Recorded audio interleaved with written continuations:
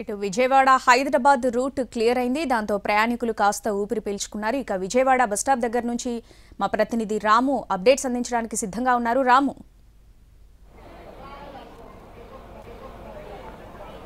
శ్రావణి, ఇక్కడైతే మాత్రం ఈ రోజు నుంచి నందిగామ మీదుగా బస్సుల్ని రిలీజ్ చేశారు. నిన్నటి వరకు మాచర్ల మీదుగా, అంటే గుంటూరు మాచర్ల మీదుగా చుట్టూ తిరిగి వెళ్ళినటువంటి పరిస్థితి అయితే ఉంది. అయితే ఇవాళ నుంచి కూడా నందిగామ మీదుగా వెళ్తున్నాయి. అయితే ఇప్పటికే అంటే ఎన్ని రోజులు పడిన వర్షాలకి ప్రజలు రావడానికి ఆలోచించినప్పటికీ కూడా ఈ రోజు మాత్రం కొంత వాళ్ళ ప్రయాణాలను అయితే షెడ్యూల్ చేసుకుని వెళ్తున్నటువంటి పరిస్థితి అయితే ఉంది. సార్ చెప్పండి, నిన్నటి నుంచి మాచర్ల మీదుగా వెళ్తున్నాయి బస్సులు. అయితే దీనికి సంబంధించి మాచర్ల మీదుగా వెళ్తున్నటువంటి బస్సుల్ని వదిలేసి ఈరోజు నందిగామ మీదుగా వెళ్తున్న బస్సుల్లో అందరూ వెళ్ళడానికి అయితే ముందుకు వస్తున్నటువంటి పరిస్థితి అయితే ఉంది. ఖచ్చితంగా వీళ్ళు బస్సుల్లో వెళ్ళడానికి. సార్ చెప్పండి, బస్ స్టాండ్కి నిన్నటి వరకు మాచర్ల మీదుగా వెళ్ళేవి ఈ రోజు నుంచి నందిగామ మీదుగా వెళ్తున్నాయి. అంటే ఎట్లా ఉంది? ఇవాళ నుంచి కూడా పునరుద్ధరించారు కదా బస్సులు, ఎక్కువగా రెగ్యులర్ గా ఉంటుంది కదా జర్నీ? రెగ్యులర్ గా నేను వెళ్ళనండి. ఇప్పుడు మామూలుగా రెగ్యులర్ జర్నీ అయితే ఫ్రీ అయిపోతుంది రెగ్యులర్ జర్నీ.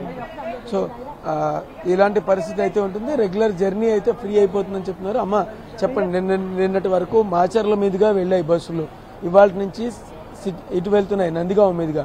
ఎలా ఉంటుంది ఇది? ఇప్పుడు జర్నీ ఫ్రీ అవుతుంది అంటారు? అంటే చెప్పండి, మా జర్నీ చెప్పమంటారా? మియాపూర్ వెళ్ళాలి, ఇక్కడి నుంచి బాబు ఫోన్ చేయమన్నాడు, అక్కడి నుంచి వచ్చి తీసుకెళ్తాను అన్నాడు.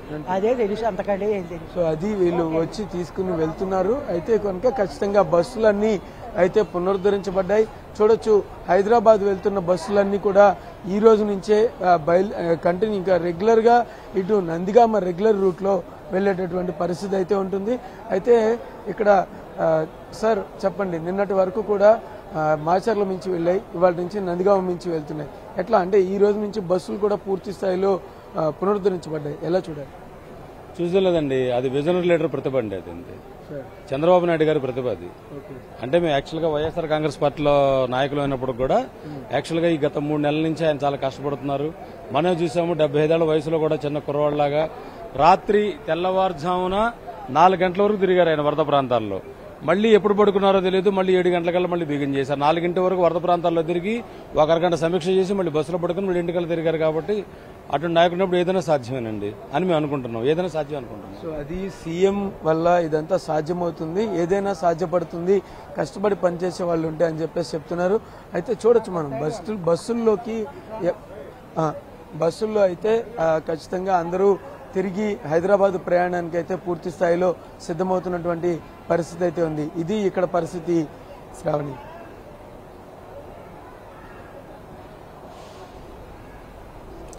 Right Ramu, thanks for the updates.